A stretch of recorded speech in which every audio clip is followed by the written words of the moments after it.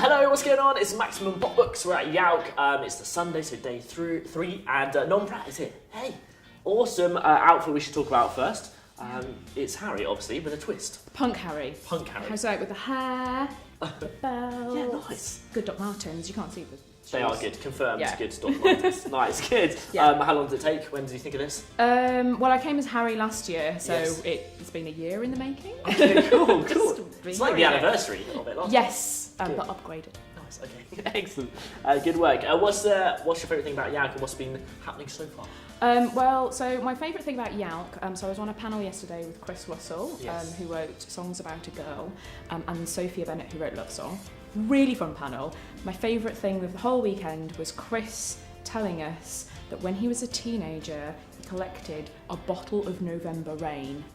So Wow. him and his friend George collected it in a Ribena bottle, and then 20 years later, George's girlfriend, they were moving house, found this bottle of mouldy rain and threw it out. Oh, I thought there was going to be a beautiful ending. She was just like, "What is this?" And George was like, "This is November rain."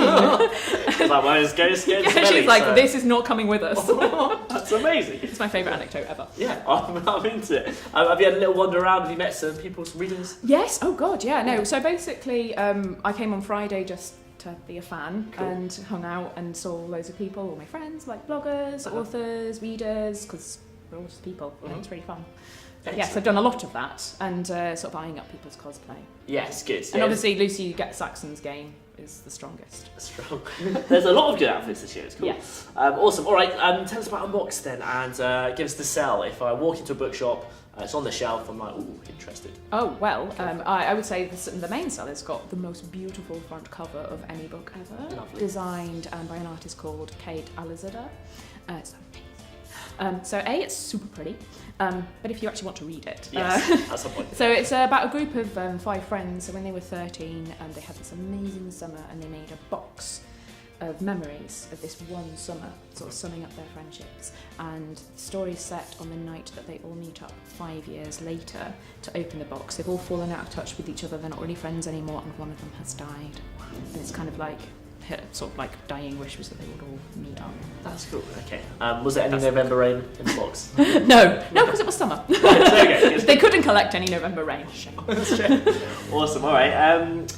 Tell us about the characters. Introduce us to them, and where do they sort of come from? Okay, well, so in Unboxed, so there's essentially 4 main characters, and it's narrated by a girl called Alex, who I love. I think she's one of my more sort of slightly sarcastic characters. She's quite dry, she's quite reserved, and really funny.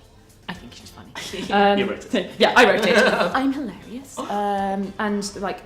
But my actual favourite character within the book, so there's Millie is the one who has died, and she's really lovely, so you really meet her through memories.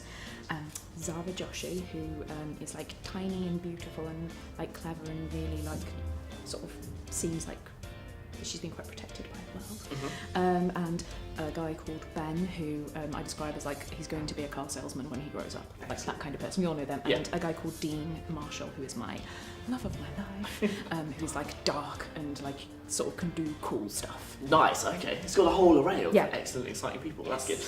What's your kind of style? Your writing process like at home? Are you super organised, or is it stuff all over the walls? Or So I look like I'm really organised. So I have a wall of post-it notes that sort of have Nice. character descriptions. So one of my writing processes is that you have to think up 3 key strengths, 3 key weaknesses of your character, and then I've picked 3 words that the character would use to describe themselves. Okay. So maybe things that were flattering, and one thing that was oh, I have to just admit that I'm like this. got you.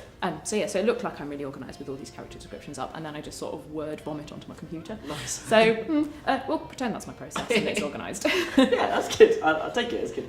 Also, there's lots of kind of female friendship themes throughout all your books. Yes. Obviously, that's something that's very important. And is that something you kind of actively want to include? Very much so.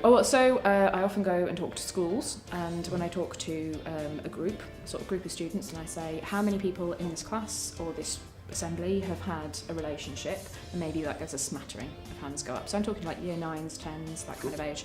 And then you say, how many people have had a friendship?